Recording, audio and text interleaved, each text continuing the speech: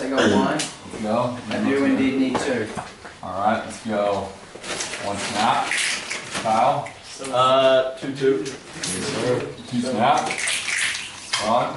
Damn coffee shop. Ronald. One good for them. Give me a minute. Lamont. 2-2. Come on, there it is. Lamont, baby. Just trying to catch that Two gap. snaps. Caleb. I'd say one. Two snap. That. One I need two. One snap. How many do you get, Ron? 1-1. One snap. Corey. 50 push. 1-2. One snap. I'm on time, buddy. Cooper. I one. Good job, Cooper. What did you like today? One. Or as Nate says. No, he didn't knock yesterday. You said you got one. I are. You got one yesterday? No. I was saying, I was out of condition yesterday. Oh. But I go on the day before. Doesn't matter. Alex. I know. 2-2. Yeah. Let's go out. Good spot.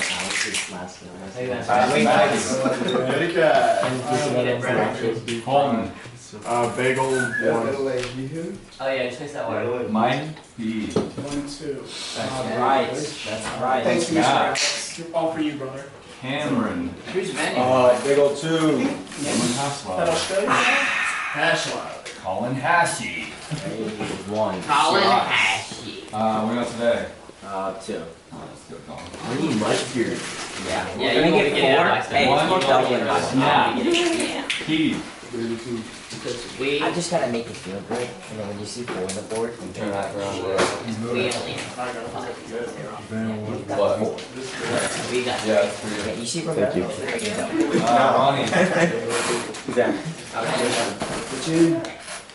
Ronnie. Brian. 0-1. Robbie. Bagel 2. Sam. 1-2. Let's get Yes, one snap. Matt. Bagel 2. Wayne. 0-2. Ramon. That's a guy. Faison. 0-1. Johnny. 1-1 just to do that. One snap. Johan. Sorry, Johnny. Johan. Johan. Michael. Bagel 1. Chase. 0-2. Khalid. 0-1. Cooper. Bagel 1. Patrick. 0-1. Zach. 0-1. Max, the sales roll. I'm pretty sure. I think we got. We did it yesterday, so there you go. Oh, yeah, Matt, you did that yesterday, Yeah, I did. Wayne's got this. This wasn't updated? Wayne No. got this arrow. Jack your numbers, bro. Just saw that Michael's numbers Bro. was updated. Well, it said, he who must not be named, but I forgot his name already. Jonathan. Hunter or Sean? He was useless to. Alright. That's terrible. terrible. Just a video like that. Norma Sans. So I got the sales rule, right? So Wayne's got the sales. Alright, so my sales rule is if the credit card, the expiration date ends in 23, which is this year, you can't use it, you gotta use a different card with a different expiration date or a checking account. Money. Kind of money, but that's not the full. You can't end within a year. Can't do within a year. Gotcha. Within 12 full months. Within 12 months, there you go. So 2020. But that's a good rule, Wayne. That is a great There was one. a crazy match that was up there. That's a good first part. I like that. Very different. I'm glad your sales rule is not the most good. Faison, what are you thankful for? Thankful or tough? Either one. You're thoughtful today. Give me a thought. Alright, talking to you. For the thought, when I was thinking, one of the greatest discoveries a man makes, one of his greatest surprises, is to find what he was afraid to do that he could do now. Ooh, that's Yes, good. sir. Say that again, I didn't hear I that. had to think about that for a second. One of a man's greatest surprises is to find what he couldn't do now that he could do. Wow. Crazy now that he could do. That's a good thought. Explain that. I'm inspired. So just put yourself in an uncomfortable position and yeah, you put yourself in an uncomfortable position and then you just I can't explain it really. It's the I'm trying to explain it. You didn't think you could do.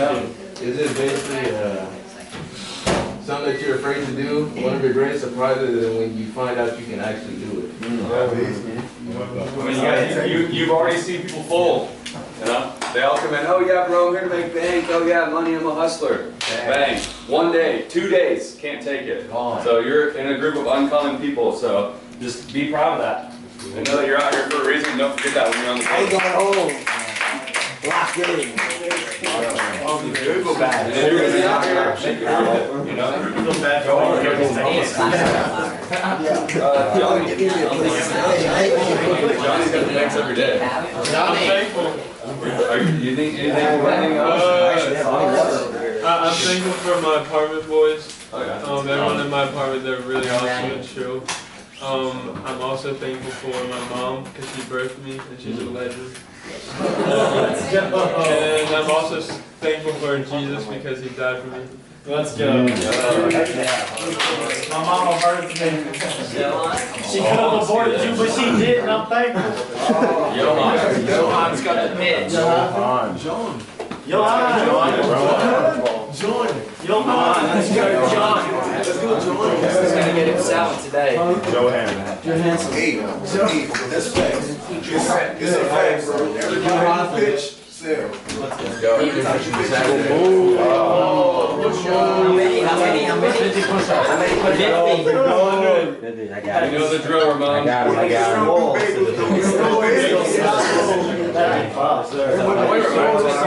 I seen you. Alright, Nice.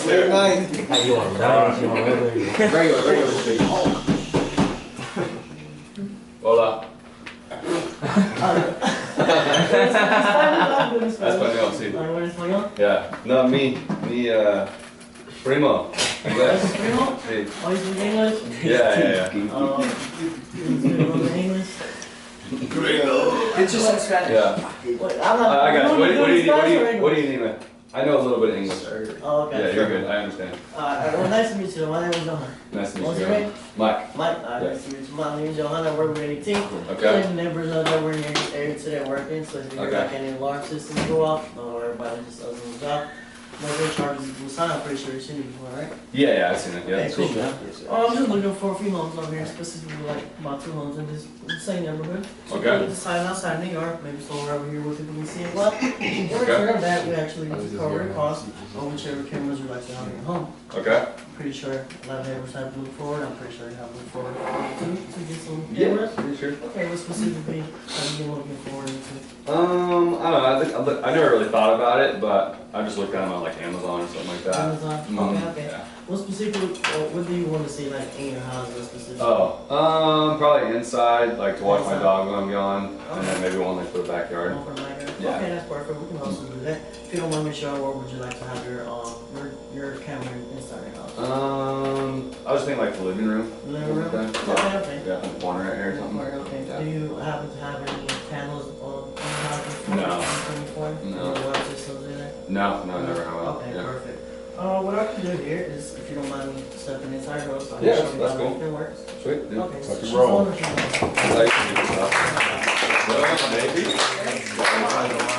Good job, dude. I like this. Maddie, you got pieces of cheese? I can say some sure. The first thing I would say is just slow it down a little bit, because we kind of do what you're saying because we know the lines. I just got nervous because I was. Because there's a lot of people. Yeah. Well, if you can slow it down and be calm here, then you can definitely be calm on the doors. So just practice enunciating everything. Everything you're saying is really good. Just slow it down.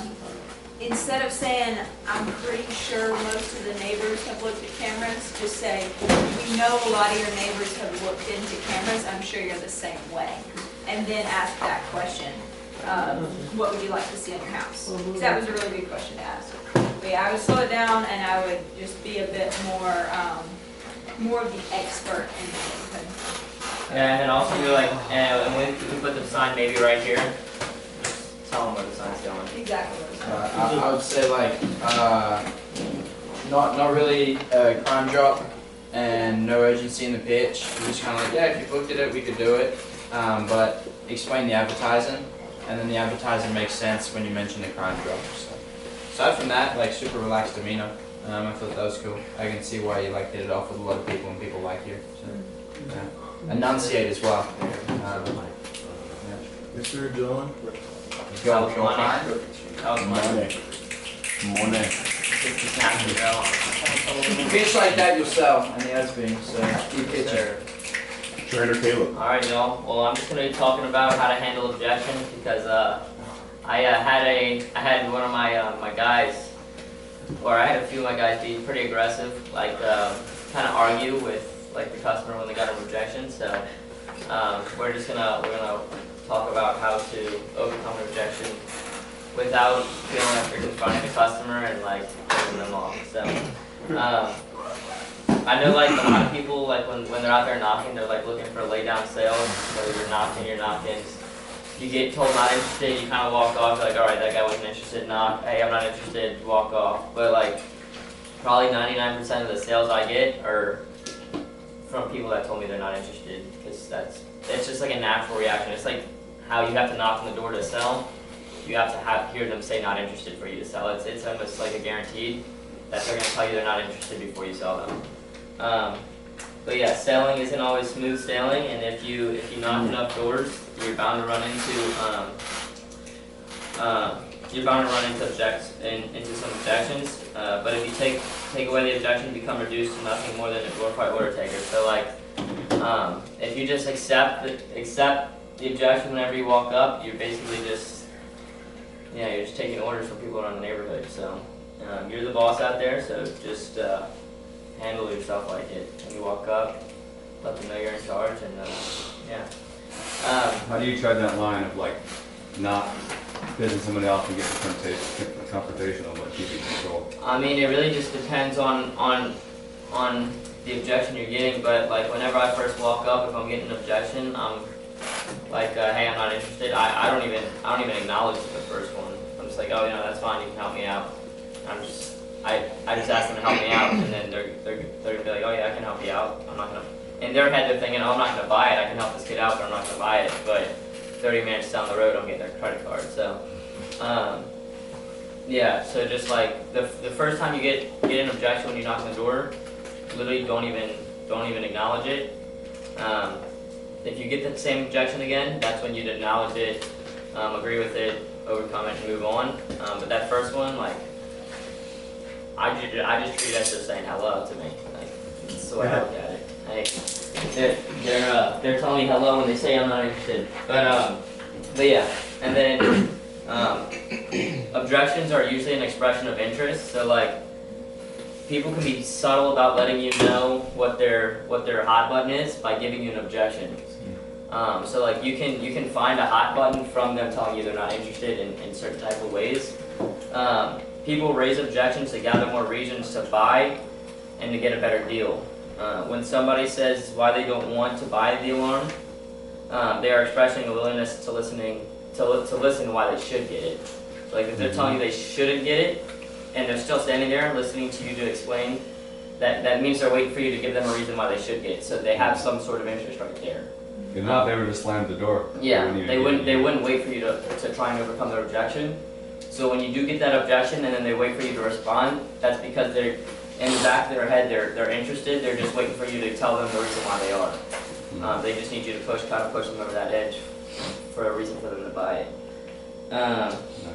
Yeah, but people vent their concerns through their objections, and once you learn how to help them vent, like you're literally just walking up, knocking on the door, and talking to people and getting them to vent you up their objections, and then you help them like solve their problems. We're problem solvers at the end of the day. We're just helping people figure out how we can make their situation like better, whether it's the door lock, the thermostat, the medical pendant. When you walk up and they tell you you're not interested and you overcome that, you're just looking for the way you can solve each problem that they're giving you. And so it comes out as if like they're not interested because they're saying this is their objection, this is their objection, but really they just want you to show them how you can fix that problem. So yeah. But yeah, another thing is identifying like real objections versus smoke screens or like not real objections. For a variety of reasons, people give you false objections rather than telling you why they really don't want to buy it. Obviously, unless you know the real objection, you probably won't be able to overcome what's truly bothering a homeowner. So Bombarding them with facts that have nothing to do with the real objection won't change their minds. And like just like we were talking about a second ago, like if you get an objection that's not hey, you walk up, hey, I'm not interested, and you just like start, well, why are you not interested? Like that's not the true objection. That's just a smoke screen, and so now you're trying to fight something that's not their true problem, and you're not going to solve that. You're not going to sell that person because you didn't solve their true problem. So you have to blow past that until you get their real objection, so that way you can figure out how to solve it, and then you'll be able to sell them. But yeah, there are dozens of reasons people express false objections, and unless you're able to find it out, real objections, you'll lose a lot of sales. What would be the false objection? Just about every objection, or just about every reason they don't want it. I have a dog, I have a gun, I can't afford it. Like, safe neighborhood, like, none of those are real objections. The only real objections there are they don't qualify because their credit score, or, yeah, that's just about it. Or, like, Or they're about to move. or they're moving. Other than that, like, there's no real objection because our system can solve, alright, say they had a gun, they had cameras, they had big dogs, like, none of that stuff can protect if their grandmother that lives with them falls, or none of that stuff can protect their house if there's a fire. So like regardless of the amount of objections they give you, they're all just smoke screens because you haven't found like the problem that you can solve for them. So maybe they have the best means of security, but our company doesn't just sell security, we sell peace of mind, alarms, smoke detectors, emergency pendants, all that. But yeah, and then on that token, you don't want to try and back the customer into a corner, because when they feel pressure, they're just going to get scared and kind of put you off.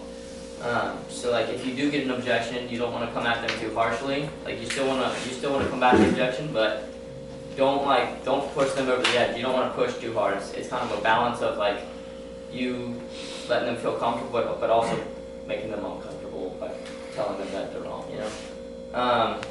An important rule to remember is that you aren't in business to win the battle and lose the war. So I've seen people get in arguments with customers, but no matter who wins the argument, you lost the sale. So I mean, regardless if you won the argument with the customer, you're not making any money from it. So there's no point in arguing. What's that? Can you give an example of not backing them into a corner? Like if they give you an objection, how to not like push them into a corner, like you said? Well, I mean, you can push them into a corner in a lot of ways. Like, It's agreeing with them. When they have a concern, it's you want people to feel heard, and making people not feel heard is walking up to them and saying, no, your neighborhood sucks. It's like, no, the neighborhood doesn't suck. Everyone here loves each other. yeah, you kind of push them in the corner of like, oh yeah, your neighborhood sucks. Exactly. Then they fight. They fight you on Now whatever they they want to try defend tell themselves. Ah. But if you agree, no, yeah, this is a beautiful neighborhood. We just want to keep it that way. Now you're still pushing them past their trap, like helping them realize that there's still crime can happen in their safe neighborhood, but you're not pushing them into the corner of your neighborhood sucks. Oh, this is a crime, like, you know? Oh, I have a dog. Yeah, your dog's not gonna call the police, can he? Yeah, like that's not gonna work. So because you're pushing them into the corner of, yeah, your dog's not good enough, but you can make their dog seem like it's a great dog. Oh no, yeah, I love your dog. I've actually been trying to get a German Shepherd just like yours. The only problem is he can't call the fire department, and he's obviously part of the family, right? A lot of the neighbors have been getting this because of their dogs. Right. So If your rebuttal starts with yeah, but you've lost. Period. Your argument now.